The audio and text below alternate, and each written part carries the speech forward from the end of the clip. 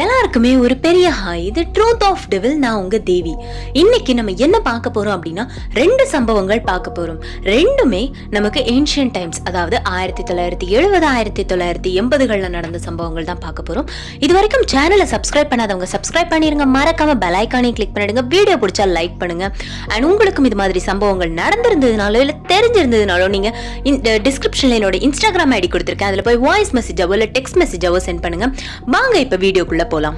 So first சம்பவம் எப்ப நடந்துச்சு அப்படின்னா 1970களில் ராசாத்தி அப்படின்ற ஒரு சின்ன குழந்தைக்கு நடந்த சம்பவம் தான்.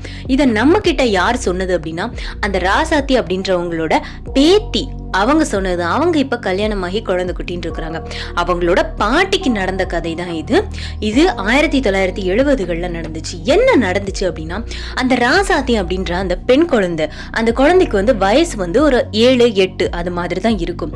அந்த டைம்ல ரொம்ப அதிகமா ஸ்கூல்ஸ் அந்த மாதிரி கிடையாது. அப்படின்றதுனால அந்த குழந்தைங்க வந்து விளையாடுறதுக்கு அவங்க தோட்டத்துக்கு, அவங்க அந்த பனை மரத்துக்கு தோட்டத்துக்கு அந்த மாதிரி தான் விளையாட போவாங்க. அப்படியே அந்த ராசாத்தி அப்படின்ற அந்த சின்ன குழந்தையும் அவங்களோட அண்ணன், அதுக்கப்புறமா பக்கத்து வீட்டு குழந்தைங்க எல்லாருமே சேர்ந்து ஒரு தோட்டத்துக்கு வந்து விளையாட போயிருக்கிறாங்க. அப்படி போன இடத்துல அங்க பனைமரத்துக்கு, அந்த பனைமரம், ஒரு பனைமரம் இருக்குது. அங்க போய் அந்த பனைமரத்துல இருக்க நொங்கு அந்த இதெல்லாம் எடுக்கலாம் அப்படின்னு சொல்லிட்டு அந்த ராசாத்தியோட அண்ணன் அந்த பனைமரத்து மேல ஏறி அதுல இருந்து அந்த நொங்கு அதெல்லாமே பறிச்சு போட்டுட்டு இருக்கிறாங்க. அதெல்லாம் இவங்க எடுத்து வெட்டி சாப்பிட்டுட்டு வந்து இருக்கிறாங்க. சின்ன குழந்தைங்க ஒரு 10 வயசு 15 வயசுக்குள்ள எல்லாருமே இருக்கிறாங்க. அப்படி இருக்கும்போதுதான் அந்த ராசாந்தி வந்து ஒண்ணு நோட் பண்ணியிருக்காங்க. தூரத்துல இருந்து ஏதோ காத்து வந்து சுத்திட்டு வருது, அதாவது சூறாவளி காத்து வர மாதிரி நோட் பண்ணியிருக்காங்க. அப்படி நோட் பண்ண கொஞ்ச நேரத்திலேயே அந்த சூறாவளி காத்து யாரை நோக்கி வருதுன்னா, இந்த குழந்தைங்களை நோக்கி தான் வருது. அப்படி வர எல்லாருமே, அந்த ராசாத்தியோட அண்ணனும் கீழே இறங்கி வந்துட்டாங்க. அவங்களுக்கு என்ன பண்றதுன்னு தெரியல. அந்த பக்கம் இந்த பக்கம் ஓடுறாங்க. இருந்தும் அந்த சூறாவளி காத்துல மாட்டி எல்லாருமே அங்க இங்கன்னு செதறி போய் கீழே விழுந்திருக்கிறாங்க. எல்லாருக்குமே சின்ன சின்ன அடி, கையில கால்லன்னு சின்ன சின்ன அடி. ஆனா அங்க பார்த்தா ராசாத்திய மட்டும் காணும். ராசாத்திய காணோன்னு உடனே அந்த ராசாத்தியோட அண்ணன், அந்த பையன் வந்து எல்லா இடத்துலயுமே தேடுறாங்க. ராசாத்தி ராசாத்தி எங்கம்மா போனேன்னு சொல்லிட்டு அந்த சின்ன குழந்தைய அவங்க அண்ணன் தேடிக்கிட்டே இருக்கிறாங்க. ரொம்ப நேரமா தேடியும் அந்த குழந்தை எங்க போச்சுன்னே தெரியல. உடனே இந்த பையன் வந்து அவங்க அப்பா அம்மா கிட்ட சொல்றான். அவங்க அப்பா வந்து ஒரு ஆட்டு வியாபாரி. அவங்க அப்பா என்ன பண்றாங்க, அவங்க அப்பாவும் அந்த ஊர் ஃபுல்லாவே தேடுறாங்க. அந்த ஊரு, பக்கத்து ஊர் எல்லா இடத்துலயுமே அவங்களோட அந்த சின்ன பெண் குழந்தைய வந்து தேடுறாங்க. அந்த குழந்தை எங்கேயுமே கிடைக்கல. அந்த டைம் 1970களில் போன் வசதிகள் அப்படின்றது பெருசா கிடையாது. அதனால அந்த குழந்தைய வந்து நம்ம ரொம்ப பெருசாவும் நம்மளால தேட முடியாது. ஓரளவுக்கு பக்கத்து ஊர் வரைக்கும் தான் தேட முடியும். அப்படி தேடி கிட்டத்தட்ட ஒரு வாரம் அந்த குழந்தை எங்க போச்சு, என்ன ஆச்சுன்னு அவங்களுக்கு யாருக்கும் என்னவுமே தெரியல. அவங்க எல்லாருமே என்ன ஆச்சோ அப்படின்னு ரொம்ப பதட்டத்துல தான் இருக்காங்க. அந்த நேரத்துல தான் ஆட்டு வியாபாரி வந்து அவங்களோட சந்தைக்கு அவங்க அந்த ஆடுகள் எல்லாம் எடுத்துட்டு போறதுக்காக அப்படி போயிட்டு இருக்கும் போதுதான் அவங்க ஊர்ல இருந்து கிட்டத்தட்ட ஒரு 5-6 ஊர் தள்ளி தான் அந்த சந்தை இருக்குது. அப்படி போகும்போது கிட்டத்தட்ட ஒரு 4 ஊர் தள்ளி அங்க வந்து போயிட்டு அவங்க தங்கி தானே போக முடியும். ஒரேடியா அவ்வளவு தூரத்துக்கு போயிட்டு வர்றது கஷ்டம் இல்ல. அதனால அப்படி தங்கி போகும்போதுதான் 4 ஊர் தள்ளி, அவங்க ஊர்ல இருந்து கிட்டத்தட்ட ஒரு 4 ஊர் தள்ளி அங்க வந்து ஒரு கேள்விப்படுறாங்க. ஒரு சின்ன குழந்தை வந்து சுடுகாட்டு பக்கத்துல மயங்கி கிடந்துச்சு. அந்த குழந்தை உடம்பெல்லாம் கீறல் இருந்துச்சு. அந்த குழந்தைய இப்ப அங்க பாத்துட்டு இருக்காங்க. யார் குழந்தைன்னு வேற தெரியல அப்படின்னு சொன்ன உடனே, அதுவும் பெண் குழந்தைன்னு சொன்ன உடனே இந்த ஆட்டு வியாபாரி, அதாவது ராசாத்தியோட அப்பா பேரு தங்கதுரை. இந்த தங்கதுரைக்கு வந்து ஒரு பயமாயிடுச்சு, ஒருவேளை நம்ம குழந்தையா இருக்குமோ அப்படின்னு சொல்லிட்டு அவங்க கிட்ட விசாரிச்சுட்டு அங்க போறாங்க.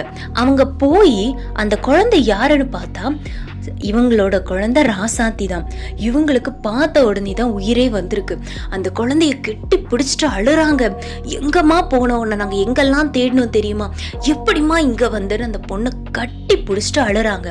அதுக்கப்புறமா கொஞ்ச நேரம் கழிச்சு சமாதானம் ஆனதுக்கு அப்புறமா இவங்க வந்து அந்த குழந்தைகிட்ட கேக்குறாங்க, அம்மா என்ன ஆச்சு, நீ அங்க இருந்து இங்க எப்படி வந்த, உன் உடம்பெல்லாம் கீறல் இருக்கு, யாரு கீறினது அப்படின்னு கேட்கும் போதுதான் அந்த குழந்தை சொல்லுது, அப்பா என்ன வந்து ஒரு கருப்பு உருவம் மாதிரி ஏதோ ஒன்று என்னை வந்து தூக்கிட்டு போயிடுச்சுப்பா, அது என்னை தூக்கி போட்டு விளையாண்டுச்சு, அப்படி விளையாடும் போதுதான் என் உடம்பெல்லாம் கீறல் வந்துச்சு அப்படின்னு சொல்லியிருக்கிறாங்க.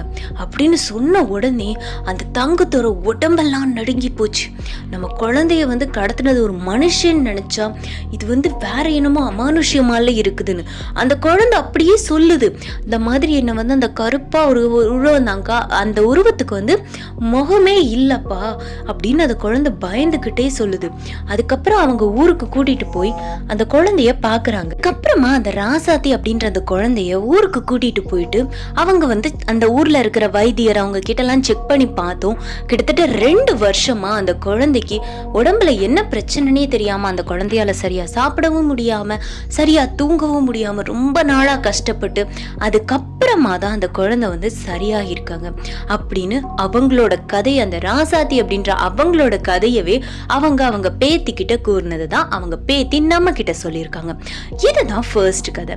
சோ நெக்ஸ்ட் கதை என்னன்னு நம்ம பார்க்கலாமா? அடுத்த கதை எப்ப நடந்துச்சு அப்படின்னா 1980கள்ல நடந்ததுதான். யாருக்கு அப்படின்னா முனியாண்டி அப்படின்ற ஒரு 45 வயது அந்த 50 வயது மிக்க ஒரு பெரியவருக்கு நடந்ததுதான். என்ன ஆச்சு அப்படின்னா, இந்த முனியாண்டி அப்படின்றவர் யாருன்னா ஒரு விவசாயி. அவரோட நிலத்துல போயிட்டு காலையிலே நிலத்துல போய் அவரோட அந்த வேலையெல்லாம் பார்த்துட்டு சாயங்காலம் போலவே வீட்டுக்கு வருவாரு. இது அவரோட தினசரி வேலையா வச்சுட்டு இருந்திருக்கிறாரு. அப்படி அவரோட அந்த தோட்டம் வந்து எங்க இருக்குது அப்படின்னா சுடுகாட்டுக்கு முன்னாடி அந்த மாதிரி ஒரு இடத்துலதான் அவரோட தோட்டம் வந்து இருக்குது. ஆனா மத்தவங்க பயப்படுற மாதிரி இவர் வந்து பயப்பட மாட்டாரு. இவர் வந்து நல்ல ஒரு திடகார்த்தமான ஆள், அதனால பயப்படவே மாட்டாரு. எதுவா இருந்தாலும் பாத்துக்கலாம் அந்த மாதிரி இருக்கக்கூடிய ஒரு தைரியசாலி தான் இவரு. என்ன ஆயிருக்குது அப்படின்னா, இந்த முனுசாமி அப்படின்றவர் முனியாண்டி அப்படின்றவர் அவரோட பக்கத்து வீட்டுல இருக்கக்கூடிய அவரோட தோழன் அப்படின்னு சொல்லலாம், சின்ன வயசுல இருந்து பழகுன ஒரு நண்பன். அவரும் இவரும் சேர்ந்துதான் இந்த மாதிரி வயலுக்கு போறது, அங்க போய் வேலையெல்லாம் பாக்குறதுன்னு பாப்பாங்க. அவரோட வயலுமே பக்கத்துலதான் இருக்குது. அப்படி ஒரு நாள் என்ன ஆயிடுச்சு அப்படின்னா, இவர் வழக்கம் போல அவரோட வயலுக்கு போய் வேலையெல்லாம் பார்த்து முடிச்சுட்டு வந்ததுக்கு அப்புறமா நைட்டு தூங்கிட்டு இருக்கும் போது அவரோட அந்த பக்கத்து வீட்டுக்காரர்னு நான் சொன்னேன்ல, சோ அவர் வந்து இவர் கதவை தட்டிக்கிட்டே இருந்திருக்கிறாரு. கதவை தட்டிக்கிட்டே இருந்த உடனே இவரும் பார்த்துட்டு எந்திரிச்சு போறாரு. எந்திரிச்சு போன உடனே சொல்றாங்க, முனியாண்டி என்ன இவ்வளவு நேரம் நீ என்ன தூங்கிட்டு இருக்கிற, மணி 4 ஆச்சு, இன்னும் நீ இப்படி தூங்கிட்டு இருந்தனா அப்புறம் எப்படி வயல்ல போய் வேலை பார்க்க முடியும் அப்படின்னு சொல்ல உடனே இவரும் சரி அப்படின்னு சொல்லிட்டு கடகடன் எந்திரிச்சிருக்கிறாரு. என்ன ஒரு விஷயம் அப்படின்னா, இவருக்கு வந்து மனைவி குழந்தைங்கன்னு யாருமே கிடையாது, தனி ஆள் தான். சோ இவர் வந்து எந்திரிச்சு சரி நம்ம வேலையை போய் பார்ப்போம்னு சொல்லிட்டு கடகடன் வயலுக்கு போறாரு. அவரோட தோழன் கூட தான். ஆனா என்ன ஒரு விஷயம் அப்படின்னா, அந்த அவரோட தோழன் பேர் வந்து ஆறுமுகம். அவர் அந்த ஆறுமுகம் வந்து முன்னாடி போயிட்டு இருக்கிறாரு. ஒரு 2 ஸ்டெப்ஸ் பேக்ல வந்து இந்த முனியாண்டி அப்படின்றவர் போயிட்டு இருக்கிறாரு. 2 பேருமே போயிட்டு இருக்கும்போது அந்த அவர் இருக்காருல்ல அந்த ஆறுமுகம் அப்படின்றவர் அவரோட வயலுக்கு அந்த பக்கமா திரும்புறாரு. முனியாண்டி நீ வந்து உன் வயலுக்கு போ, நான் என் வயலுக்கு போறேன்னு. இதுல என்ன ஒரு விஷயம்னா, இருட்டுல அந்த ஆறுமுகம் அப்படின்றவரோட முகம் வந்து இவருக்கு தெளிவா தெரியல. ஆனா குரல் வந்து கேட்கறதுல வந்து இவர் ஆறுமுகம் தான் அப்படின்னு முனியாண்டி வந்து கெஸ் பண்ணியிருக்காரு. அந்த நேரத்துலதான் இவர் போய் வயல்ல வேலை செஞ்சுட்டு இருக்கும்போது ஒரு 1/2 hour ஆயிடுச்சு. ஆனா அப்ப வரைக்கும் விடியவே இல்லை. இவருக்கு சந்தேகமா இருக்கு, எப்படி 1/2 hour ஆகியும் விடியவே இல்லையே அப்படின்னு. ஏன்னா அந்த நேரங்கள்ல எல்லார் வீட்லயும் கடிகாரம் கிடையாது. அந்த நேரத்துல வந்து எல்லார் வீட்லயுமே அந்த மாதிரி இருக்காதுன்றதுனால நம்ம வந்து சூரியனை பார்த்துதான் மணி தெரிஞ்சுக்கணும். ஆனா அவரை வந்து கூப்பிட்டது எத்தனை மணிக்குன்னா, நள்ளிரவு 1 மணிக்கு தான் அந்த ஆறுமுகம் அப்படின்ற அவர் வந்து இவரை கூப்பிட்டு இருக்கிறாரு. ஆனா அதுக்கப்புறம் தான் இவருக்கு சந்தேகமே வருது, எப்படி இவ்வளவு நேரம் ஆகியும் விடியாமலே இருக்கு அப்படின்னு சொல்லிட்டு இவர் அந்த வயல்ல இருந்து அவரோட தோழன் அந்த ஆறுமுகத்தோட வயலை வந்து பார்க்கும்போது அங்க ஒரு கருப்பு உருவம், ஆறுமுகம் மாதிரியே தெரியல, முகமே இல்லாத ஒரு கருப்பு உருவம் இவர் நோக்கி பார்த்துட்டு இருக்கிறத இவர் வந்து கவனிக்கிறாரு. அப்ப இவர் என்ன பண்றாரு அப்படின்னா, மம்பட்டியில இது வந்து அவங்களோட ஊர் வழக்கமா என்னன்னு தெரியல, பட் மம்பட்டியில அவரோட தலைப்பாகை இருக்கும்ல, இந்த காலத்துல எல்லாருமே கண்டிப்பா தலைப்பாகை யூஸ் பண்ணிட்டு இருந்தாங்க. அந்த தலைப்பாகையை வச்சு சுத்திட்டு இவர் கடன்னு ஓடிட்டாரு. அவரோட வீட்டுக்கு போய் கதவை மூடிட்டாரு. அடுத்த நாள் காலையில எந்திரிச்சு அவர் அந்த வயலுக்கு பார்க்கும்போது அந்த மம்பட்டியை யாரோ ரொம்ப உடைச்சு, அது எப்படி கிடக்குதுன்னா சில்லா நொறுங்கி கிடக்கும்னு சொல்லுவாங்கல்ல, அந்த மாதிரி ரொம்ப ரொம்ப உடைச்சு அப்படி அங்க இங்கன்னு தூக்கி போட்டிருக்கிறத பார்த்த உடனே தான் இவருக்கு புரிஞ்சிருக்கு ஏதோ இங்க நடந்திருக்குது அப்படின்னு. அதுக்கப்புறமா அவரோட குலதெய்வத்துக்கிட்ட போயிட்டு அங்க போய் சாமி எல்லாம் கும்பிட்டுட்டு பூஜை எல்லாம் பண்ணிட்டு வந்ததுக்கு அப்புறமா தான் அவருக்கு சரியாச்சு அப்படின்னு அவர் சொல்லியிருக்காரு. சோ இந்த 2 கதையில எந்த கதை உங்களுக்கு பிடிச்சிருந்துச்சுன்னு சொல்லுங்க. வீடியோ பிடிச்சி